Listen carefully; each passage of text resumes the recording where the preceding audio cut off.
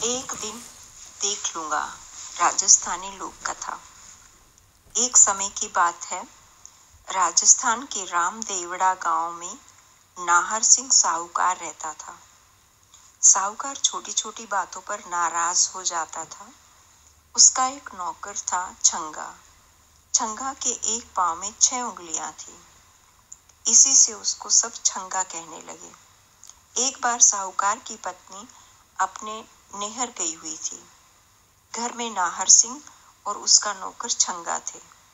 साहूकार ने एक दिन छंगा से दोपहर के भोजन में चूरमा बाटी बनाने के लिए कहा और स्वयं बैठक में गद्दी पे चला गया। अभी पूजा अगरबत्ती कर ही रहा था कि हाथ में मटके लिए छंगा आया और बोला, मालिक, घर में घी नहीं है, पैसे दे दो। पैसे लेकर वह बाजार से घी लेने गया। घी की मटकी दुकानदार को देकर वह मदारी का तमाशा देखने लगा। तमाशा समाप्त हुआ तो उसने घी के पैसे दिए और मटकी लेकर आ गया। साहूकार ने छंगा को आते देखा तो पूछा, घी ले आया? इधर ला, जरा चख कर देखूं तो कैसा है। साहूकार ने घी निकालने के लिए उंगली हंडिया में डाली। ये क्या? ऊपर ऊपर घी था, नीचे दही भरा था। साहूकार ने अपना माथा ठोका। किस बेवकूफ से पाला पड़ा है, मेरे पैसे लुटा आया है। क्रोध में साहूकार ने पास में पड़ी छड़ी उठाई और तड़ातड़ 10-5 छंगा के जमा दी। छंगा कराहा उठा। उसने मन ही मन कहा, एक दिन देख लूंगा। ऐसे ही कुछ दिन बीतने पर साहूकार ने छंगा से कहा, आज मुझे दावत में जाना है, मेरी नई मौजरी में तेल लगाकर रख देना। जी मालिक, छंगा ने उत्तर दिया।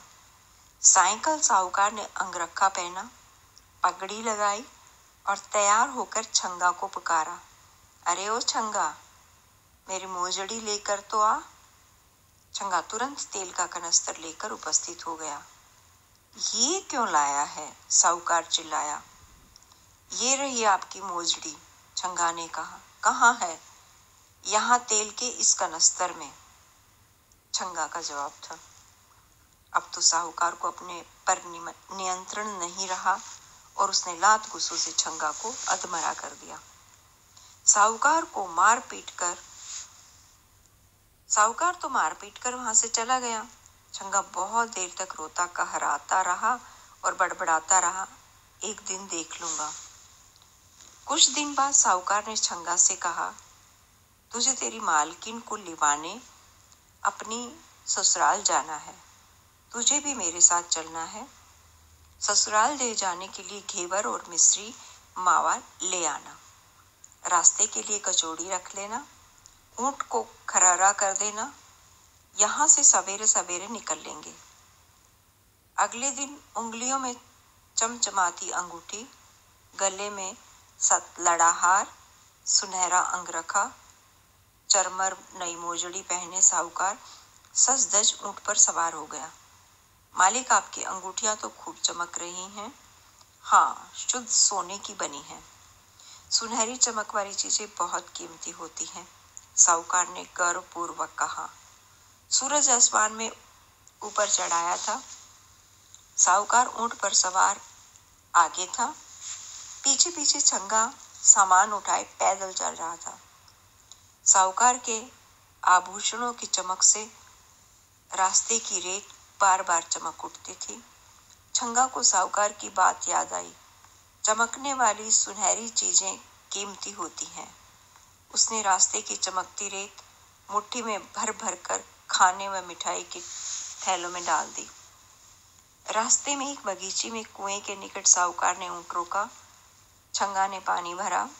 साहूकार ने चबूतरे पर बैठकर मुंह हाथ धोए और छंगा से खाना निकालने को कहा। छंगा ने प्याज की कचौड़ी, मिर्च व लहसुन की चटनी और साथ में कुछ मिठाई भी परोस दी। जैसे ही साहूकार ने पहला निवाला मुंह में रखा, उसका मुंह किरकिरा हो गया। वह चिल्लाया, ये क्या मिलाया है खाने में? छंगा ने जवाब दिया, सुनहरी रेत। ससुराल खाली हाथ जाना पड़ेगा, सराय आने तक भूखा रहना पड़ेगा। यही सोचकर साहूकार अपने क्रोध पर काबू नहीं रख सका। उसने फिर छंगा की मरम्मत कर दी। छंगा कहता रहा, मालिक, मैंने क्या किया है, क्यों मारते हो? उसको अपनी गलती समझ में नहीं आ रही थी, पर मन में उसने साहूकार से बदला लेने की ठान ली। अब तो इसे देख ही लूंगा, वह बोला। सांझ हो चली थी, धुंधल का फैलने लगा था।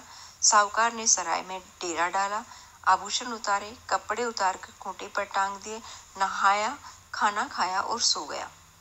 साहूकार को सोता देख छंगा को बदला लेने का मौका मिल गया। उसने साहूकार के आभूषण व कपड़े पहने। तैयार होकर उसने वहीं से कुछ मिठाई खरीदी। वह ऊंट पर सवार हो साहूकार की ससुराल जा पहुंचा। वहां जाकर कहा, मैं तुम्हारे जवाई का मित्र हूँ।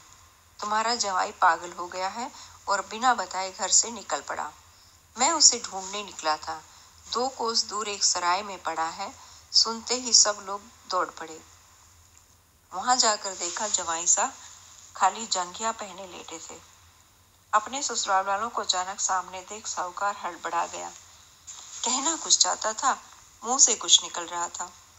उसने कमरे में इधर उधर देखा, उसके आभूषण कपड़े वहां नहीं थे। छंगा कहीं दिखाई नहीं दे रहा था। सास ससुर ने दुखी मन से बड़ी कठिनाई पूर्वक साहूकार को ऊंट गाड़ी में बिठाया और अपनी हवेली ले गए। वहां पर दूसरे कपड़े पहनाने लगे तो वह चिल्लाने लगा, मुझे नहीं पहनने ये कपड़े, मैं ऐसे ही रहूंगा। जबरदस्ती गले में कुर्ता पहनाया गया। तभी सामने से उसके कपड़ों में सजा धजा छंगा आया। उसे देख साहूकार गालियां बकने लगा। छंगा हंसते हुए हवेली से बाहर निकला तो पीछे पीछे साहूकार भागा। उसके पीछे बाकी लोग भी भागे। पत्नी बार बार हाथ उठाकर प्रार्थना करती, हे भगवान, ये क्या हो गया मेरे पति को? ये तो बिल्कुल पगला गए हैं। अब मैं क्या करूं? भोजन के समय फिर छंगा ने साहूकार को तंग किया। सब लोग इनको जरा ठीक से खिलाइए, 3 दिन से खाना नहीं खाया है। अब कोई कहे खीर खाओ, कोई कहे पूरी खाओ, कोई चूरमा खिलाने की कोशिश करे। साहूकार सबके हाथ झटक कर खड़ा हो गया और क्रोध पूर्वक बोला, मुझे कुछ नहीं खाना, इसी को माल पकवान खिलाओ, मैं जा रहा हूँ। साहूकार सबको धकेलते हुए पैदल ही चल पड़ा। थोड़ी ही दूर पर एक शिव मंदिर था। वहां जाकर वह एक कोने में बैठ गया। उसी मंदिर में उसकी दुखी पत्नी शिव जी की पूजा कर रही थी। वह भगवान से अपने पति को अच्छा करने की विनती कर रही थी। जब वह नारियल फोड़कर प्रभु के चरणों में चढ़ा रही थी तो साहूकार अपनी जगह से उठा और बोला, भगवान शिव के चरणों में फोड़ने की बजाय ये नारियल मेरे सिर पर फोड़ दे। इस अचानक हमले से पत्नी घबरा गई और उसने सचमुच नारियल साहूकार के सिर पर दे मारा। नारियल तो नहीं फूटा, पर साहूकार के सिर से खून बह निकला। इतनी देर में पीछे पीछे साहूकार के ससुराल से भी लोग आ गए। जमाई के सिर से खून बहता देख सब उसे अस्पताल ले गए। छंगा भी यह सब तमाशा देख रहा था। अभी तक उसे साहूकार को सताने में बड़ा आनंद आ रहा था, पर उसके सिर से खून बहता देख वह दुखी हो गया। सब लोगों ने पीछे, वह भी अस्पताल पहुंच गया। उसने वहां जाकर सबको सच बता दिया, मालिक पागल नहीं है, ये किसी भी छोटी सी गलती पर मुझे खूब मारते थे। मैंने अपने मन में कसम खाई थी कि एक दिन देख लूंगा, बस मैंने अपना बदला ले लिया। छंगा की बात सुनकर साहूकार ने मारने के लिए जैसे ही हाथ उठाया, छंगा ने कहा, एक दिन देख लूंगा। उसकी बात पर सब हंसने लगे और साहूकार ने कभी न मारने की कसम खाई। ससुराल वालों ने अपने जवाई और बेटी को कपड़े, आभूषण में मिठाई भेंट में देकर विदा किया। वापसी की यात्रा में छंगा बहुत खुश था। अब उसे पिटाई का डर नहीं था। शशि जैन।